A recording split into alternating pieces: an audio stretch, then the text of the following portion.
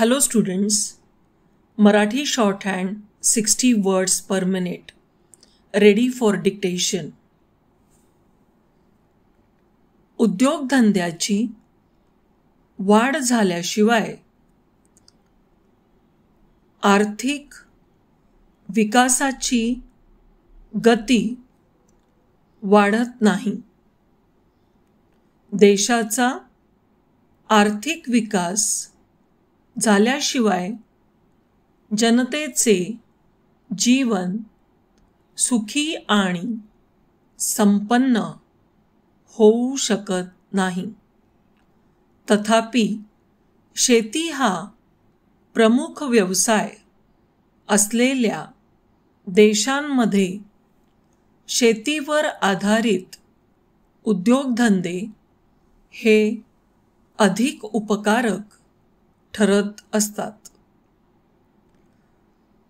महाराष्ट्रात अनेक उद्योगधंद्यांची वाढ झाली असली तरी बहुतेक उद्योग राज्याच्या एकाच भागात केंद्रित झाले आहेत आणि राज्याचे इतर विभाग मात्र अविकसित राहिले आहेत.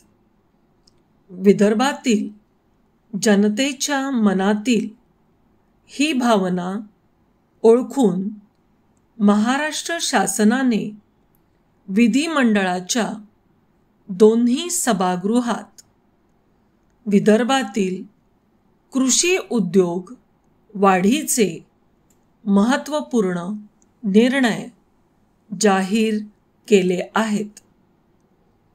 त्याचबरोबर नैसर्गिक परिस्थितीमुळे अडचणीत सापडलेल्या शेतकऱ्यांकरिता सवलतीही जाहीर केल्या आहेत.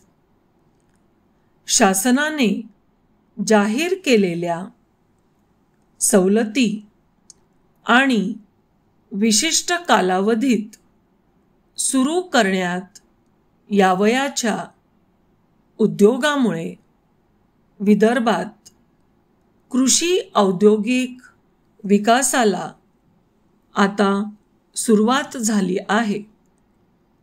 शासनाने शेतकऱ्यांसाठी जाहीर केलेल्या सवलती आणि शेतीमालावर आधारित प्रक्रिया उद्योगांचा उल्लेख मी या ठिकाणी करणार आहे. परिच्छेद महाराष्ट्रातील आणि खास करून कापूस उत्पादक विभागातील दुष्काळी परिस्थिती लक्षात घेऊन शेतकऱ्यांना सवलती देण्यासंबंधी शासनाने धोरण जाहीर केले होते. आता शासनाजवळ कापूस उत्पादक भागातील नजर पाहणीचे अंदाज उपलब्ध झाले आहेत.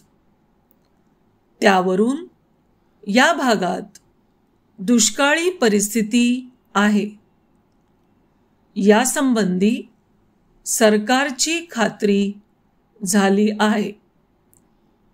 ही परिस्थिती लक्षात घेऊन कापूस उत्पादकाची वसूल केलेली कर्जे उत्पादकांना परत करण्यात येणार आहेत. थँक्यू.